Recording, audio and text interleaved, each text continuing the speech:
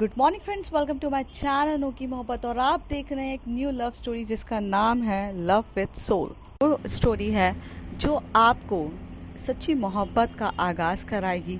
और जब ये स्टोरी ख़त्म होगी तो मैं उम्मीद करती हूँ कि सच्ची मोहब्बत क्या होती है इसको आप काफ़ी अच्छे से समझ पाएंगे। चलते हैं बैक टू द स्टोरी। ये स्टोरी स्टार्ट होती है मनाली से। मनाली एक ब्यूटीफुल सिटी। कहते हैं ना, नेचर को अगर जानना हो तो सबसे कूल और काम सिटी में आना चाहिए। मनाली उनमें से थी जहाँ पर कहीं ना कहीं कुछ हद तक जन्नत का एहसास आपको हो सकता है। उस सिटी में रहने वाले एक सिंघानिया फैमिली है। वो फैमिली जो मोस्ट रिचेस्ट एंड प्रेस्टीज है, जहाँ पर राजीव सिंघानिया, सुनैना सिंघानिया रहते हैं। राजीव सिंघानिया एक बहुत बड़े बिल्डर मैन हैं जिनकी बहुत अच्छे दोस्त भी हैं तो कुछ दुश्मन भी हैं।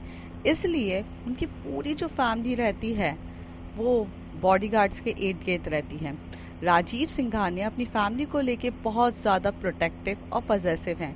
इसलिए उन्होंने अपनी फैमिली में हर एक मेंबर के आजू बाजू पर्सनल बॉडीगार्ड्स बना के रखे हैं जो आने से जाने से हर पल उनके साथ रहते हैं, चौबीसों घंटे उनका ख्याल रखते हैं।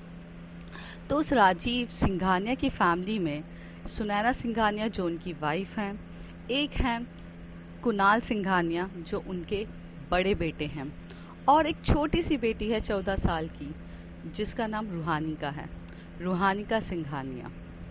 रूहानिका बहुत शांत प्रवृत्ति की है। रूहानिका ज़्यादातर किसी से बात नहीं करती है। वो अपनी फैमिली में सबसे छोटी है, सबसे ज़्यादा लाल दुलारी है।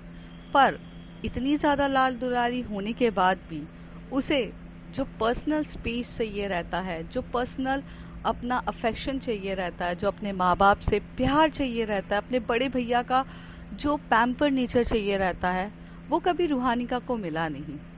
रूहानिका ज़्यादा से ज़्यादा अपना वक्त अकेले बिताती है। और जैसे जैसे वो बड़ी हो रही थी, वो जब बाहर के माहौल से ज़्यादा किसी से मिलती जुलती नहीं है, इसलिए रूहानिका को बाहर के लोगों के बारे में कुछ पता ही नहीं है। वो उसकी ज़िंदगी तो ये कह सकते हैं एक बड़े से घर के अंदर है और वो उस बड़े से घर के अंदर ही रहती है, पूरी प्रोटेक्शन में बॉडीगार्ड्स के बीच में। रूहानिका को हमेशा से बाहर की ज़िंदगी देखने का काफ़ी ज़्यादा शौक है, पर वो जा नहीं सकती है क्योंकि उसके आजू बाजू बहुत से बॉडीगार्ड्स रहते हैं और वो अपने दिल की बात कभी अपनी मॉम से या डैड से या अपने एल्डर ब्रदर कुणाल से कभी कह ही नहीं पाई। रूहानिका पढ़ाई में बहुत ज़्यादा वीक है। जहाँ लोगों को 14 साल की बच्ची पे बहुत ज़्यादा दिमाग होता है, वो अपने सही गलत थोड़ा बहुत समझ ही जाते हैं, पर वहाँ पर 14 साल की उम्र में भी होके रूहानिका का दिमाग 10 साल की बच्ची की तरह है। वो काफ़ी इनोसेंट है। वो काफ़ी ज़्यादा पढ़ाई में वो ठीक है, पर पढ़ाई उसको अंदर से नहीं आती है। जब वो अपनी पढ़ाई पे बैठती है तो वो पढ़ाई पे फोकस नहीं कर पाती है। इसलिए कई बार ऐसा हुआ है कि वो अपनी ही क्लास में बहुत बार फेल हो चुकी है और पढ़ाई में वो काफ़ी ज़्यादा कमज़ोर है। रूहानिका को पेंटिंग का काफ़ी ज़्यादा शौक है। रूहानिका पेंटिंग काफ़ी अच्छी करती, बहुत ब्यूटीफुल ब्यूटीफुल पेंटिंग बनाती है और उसकी पेंटिंग को देखकर आप खो से जाते हो। रूहानिका इस टाइप की लड़की है। एक दिन रूहानिका बहुत ज़्यादा अपसेट रहती है। वो अपने भाई के पास जाती है और भाई से बोलती है, भैया क्या आप मेरे साथ कुछ वक्त बिताओगे? मुझे बहुत अकेलापन लग रहा है, क्या आप मेरे साथ कुछ खेलना पसंद करोगे? तभी उसका भाई कहता है, नहीं रूहानिका, मेरे पास टाइम नहीं है, तुम्हें पता है ना, मैं पचकानी हरकतों के लिए मेरे पास टाइम नहीं रहता।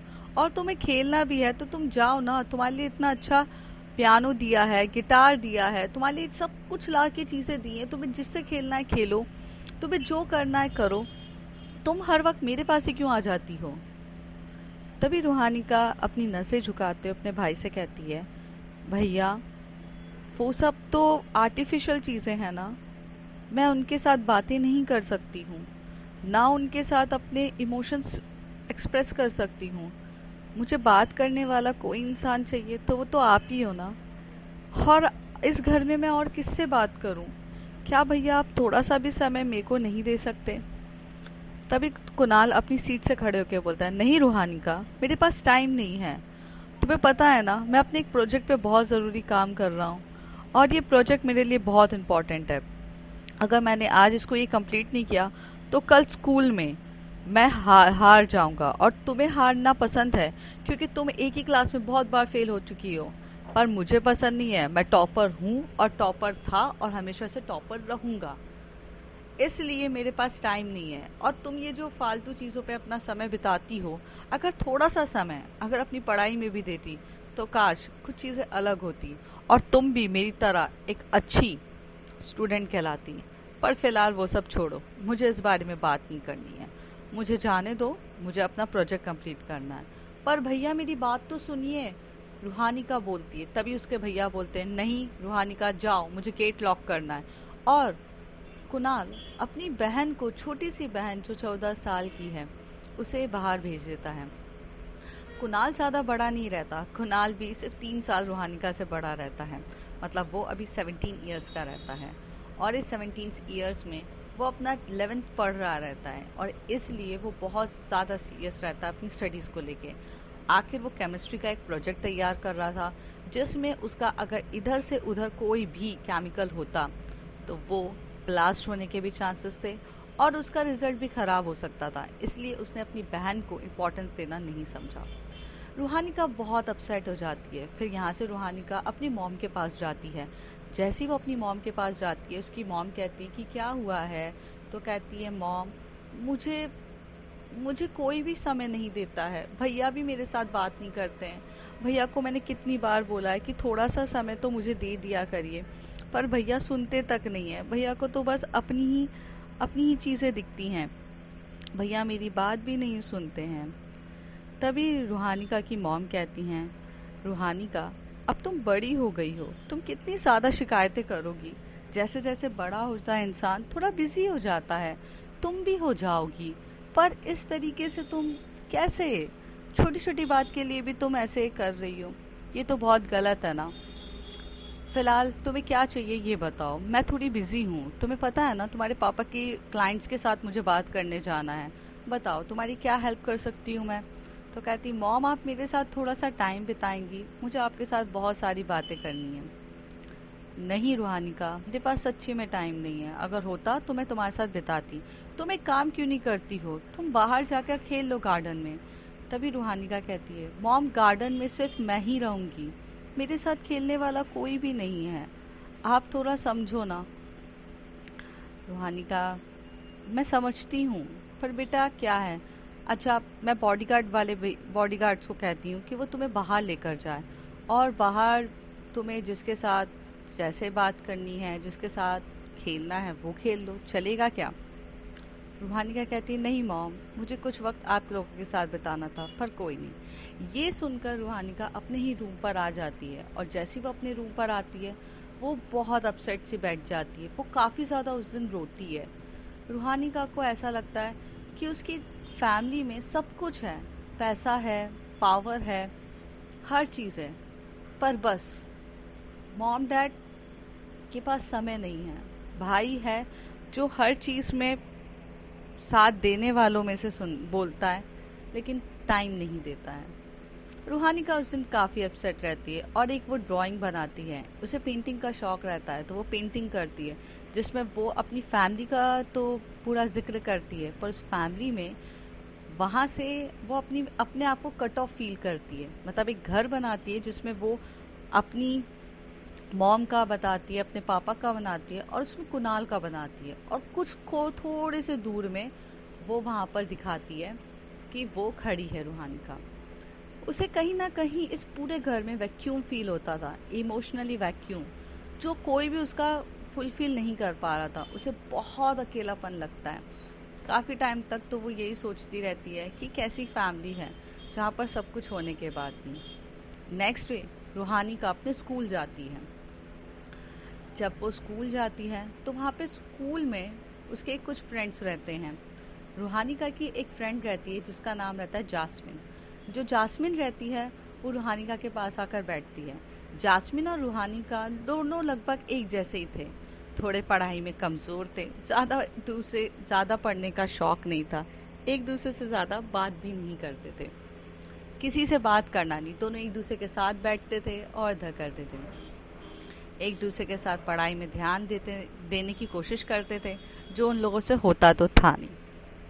जास्मिन रूहानिका का बहुत ध्यान रखती थी और रूहानिका भी जास्मिन का ध्यान रखती थी। वो लोग लंच ब्रेक में जाते हैं, तब वहाँ पे कुछ सीनियर्स रहते हैं जो रूहानिका को बहुत तंग कर रहे रहते हैं। रूहानिका हमेशा से वो सीनियर्स को देखकर ना साइड से चली जाती थी। तभी वो सीनियर्स आकर उसे रोकते हैं और बोलते हैं, और सिंघानिया फैमिली की सबसे रिचेस्ट बेटी, क्या फ़ायदा इतने पैसों का भी, तुम एक ही क्लास में 2 बार रह चुकी हो, हमारे साथ तुम पढ़ती थी और अब तुम हमारी जूनियर हो गई हो। किस टाइप की डम्बो हो तुम यार, मतलब तुम्हें कुछ आता ही नहीं है। पर मैंने सुना था कि पैसों के दम पे तो सब कुछ खरीद लिया जाता है। तभी दूसरा सीनियर वहाँ से कहती है कि हाँ, लेकिन पैसों के दम पे दिमाग थोड़ी ना खरीदा जा सकता है। अब इसके पापा पैसों के दम पे कितना चीज़ें खरीदेंगे, बेचारी चाह कर भी कुछ नहीं कर सकती।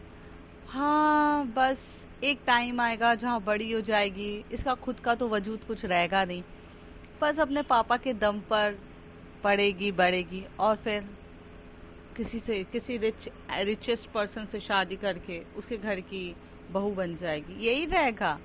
रूहानी का तुम्हें कुछ आता भी है, तुम्हारे बस का भी कुछ है, बस अपने पापा के दम पे जानी जाती हो। तुम्हारा भाई, हाय वो काफ़ी हैंडसम है और बहुत सुंदर है। तुम्हारे भाई को देखो, कभी अपने भाई के जैसे बनने की कोशिश करो। तुम्हारा भाई इस पूरे स्कूल का टॉपर है और कितना हैंडसम है, और तुम उतनी ही डम हो। रूहानी का चुपचाप वहाँ पर सुनती है और कुछ बिना बोले वहाँ से चुपचाप अपनी फ्रेंड जास्मिन का हाथ पकड़ के चली जाती है। तभी जास्मिन बोलती है, रूहानी का तुझे लोग इतना बोलते हैं, तू कुछ पलट के जवाब क्यों नहीं देती है, और तू इतना डरी हुई क्यों रहती है। तो रूहानी का कुछ जवाब नहीं देती है।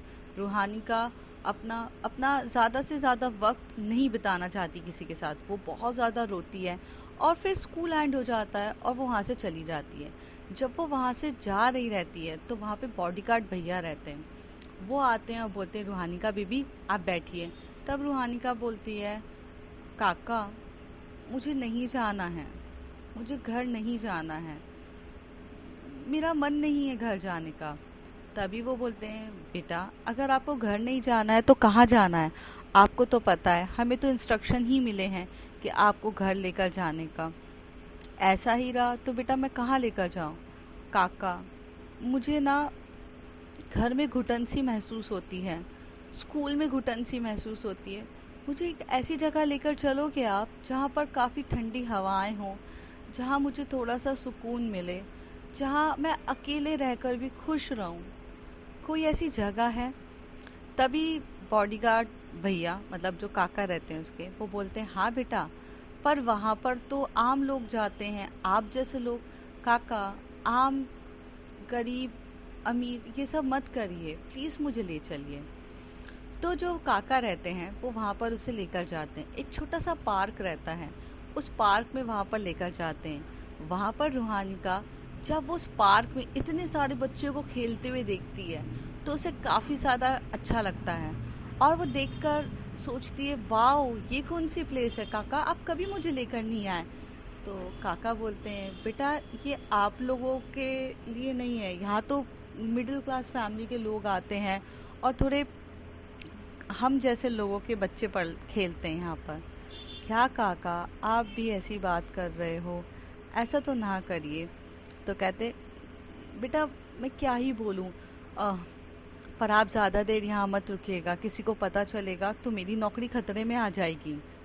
काका आप टेंशन मत लीजिए, मैं बस यहाँ पर थोड़ी देर रहना चाहती हूँ।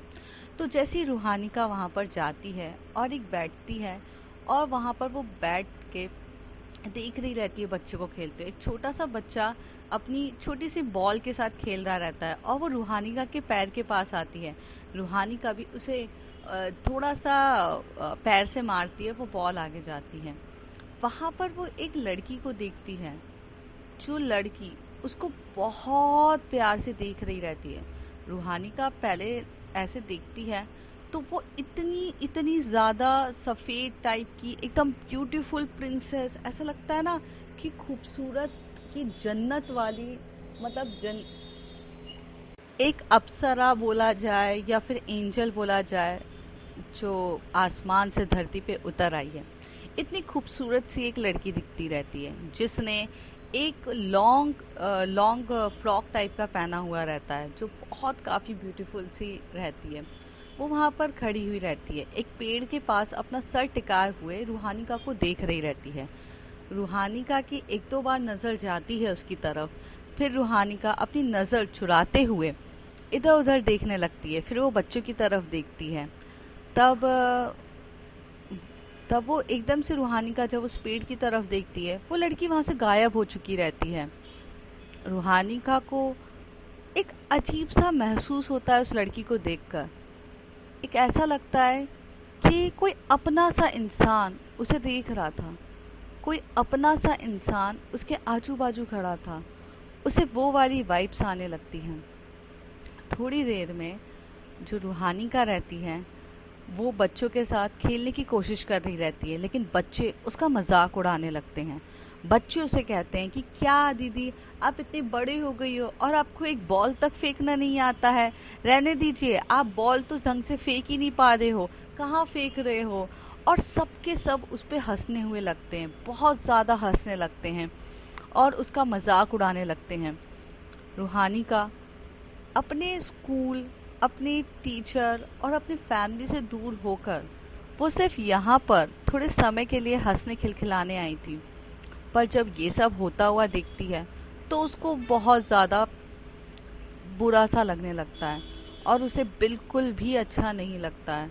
वो उठती है और वहाँ से जा रही रहती है। जाते टाइम वो एक बार टर्न होकर देखती है तो वो ये देखती है कि वो लड़की कहाँ है, वो दिख नहीं रही है और वो लड़की उसे एक बार भी नहीं दिखती है। और फिर रूहानिका अपने काका को बोलती है, काका चलो घर। तो काका बोलते हैं, बेटा आप आप रो रहे हो क्या? तो कहती नहीं नहीं काका, मैं नहीं रो रही हूँ, आप घर ले चलो प्लीज़ मुझे। मेरी शायद से पूरी ज़िंदगी उस घर के ही इर्द गिर्द रहेगी। शायद मैं इस दुनिया की हुई नहीं, कोई मुझे एक्सेप्ट भी नहीं करना चाहता है। सबके लिए मेरे में सिर्फ कमियां ही दिखती हैं। कोई ऐसा इंसान नहीं है जो मुझे समझने की कोशिश करे। काका प्लीज घर ले चलो, मुझे नहीं रहना है। काका और उसको कार में बिठाते हैं और घर की तरफ लेके जाते हैं। जैसे वो घर की तरफ जाती है तो वो अपने रूम में चली जाती है, वहाँ पर फ्रेश होती है, बैठती है। फिर उसको जब भी कोई चीज़ फीलिंग होती है या उसे बुरा लगता है तो रूहानी का पेंटिंग करना स्टार्ट कर देती है। पेंटिंग करती है। ऐसे ही थोड़ा वक्त गुजर जाता है। कुछ 5 बज गए रहते हैं। 5 बजे स्कूल उनकी ट्यूशन टीचर आती है।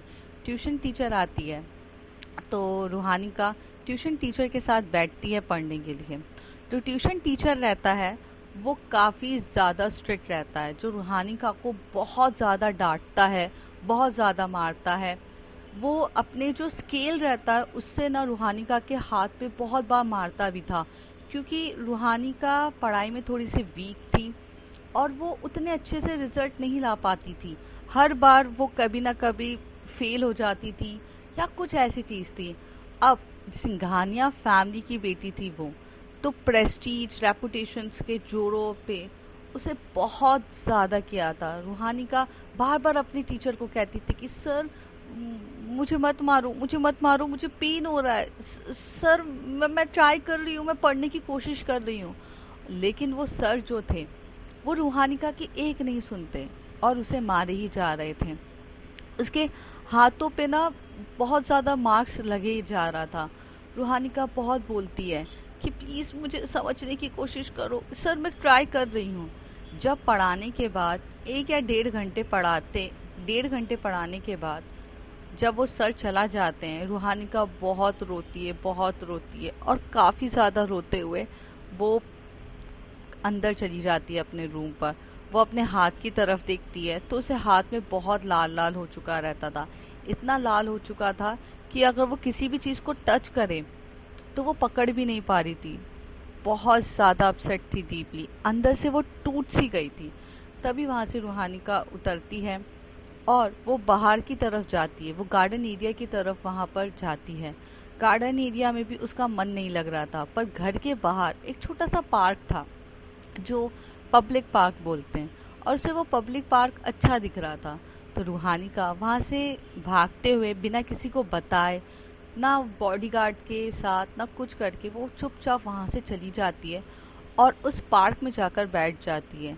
उस पार्क में एक कोने पे बच्चे लोग खेल रहे थे और एक सबसे कोने पे बैठी हुई वो थी। जैसी वो बैठी रहती है, उसे फिर से एक ऐसी फीलिंग आती है कि कोई उसके आसपास है और एक ऐसा इंसान आसपास है जिसे वो जानती है, जिसे वो महसूस कर रही है, जिसे वो फील कर रही है। तो रूहानी का जब इधर उधर देखती है तो उसे कुछ नहीं दिखता है। जब थोड़ी देर बाद वो जब अपने साइड में देखती है तो वहाँ पर एक लड़की बैठी हुई रहती है जो रूहानिका को देख रही रहती है। और वैसी ही रूहानिका जब उसकी तरफ देखती है तो इन दोनों के बीच में एक वाइब्स, एक कनेक्शन फील होता है। वो लड़की कुछ भी नहीं बोलती है। रूहानिका थोड़ी देर तक अलग सा फील करती है और वो उठती है और उठ के बोलती है, तुम तो वही लड़की हो ना जिसे मैंने उस पार्क में देखा था, और आप ही तुम यहाँ हो, क्या है? वो लड़की को जवाब ही नहीं देती है, चुपचाप बस उसकी तरफ देख रही रहती है। फिर वहां से एकदम से एक बॉल आती है। जैसी वो बॉल आने वाली रहती है और उसे रूहानिका को वो बॉल सर पे लगने वाली रहती है, तभी वो लड़की उठती है और उठकर उसे साइड में करती है, साइड करती है। और जैसी वो उसे साइड करती है, वो बॉल बाजू से निकल जाती है। इस तरीके से रूहानिका को वो बॉल नहीं लगती है। रूहानिका जब ये देखती है कि आज पहली बार किसी ने उसे बचाने की कोशिश करी, वरना हर पल तो हर कोई उसके पुलिंग ऑफ लेग ही करता है, और आज पहली बार किसी ने उसे बचाया, तो रूहानिका बस उस लड़की की तरफ देखती रहती है। रूहानिका उससे कुछ बात करती या कुछ करती है। उतनी देर में वहां पे बॉडीगार्ड भैया आ जाते हैं, मतलब जो उसके काका रहते हैं। वो काका चिल्लाते हैं, रूहानिका तुम यहाँ क्या कर रही हो, क्या कर रही हो रूहानिका? रूहानिका थोड़ा आगे जाके बोलती, काका मैं यहीं पर हूँ। तो तभी वो बोलते, आपको घर में सब ढूंढ रहे हैं बच्चा, कहाँ पर हो आप, क्या कर रहे हो?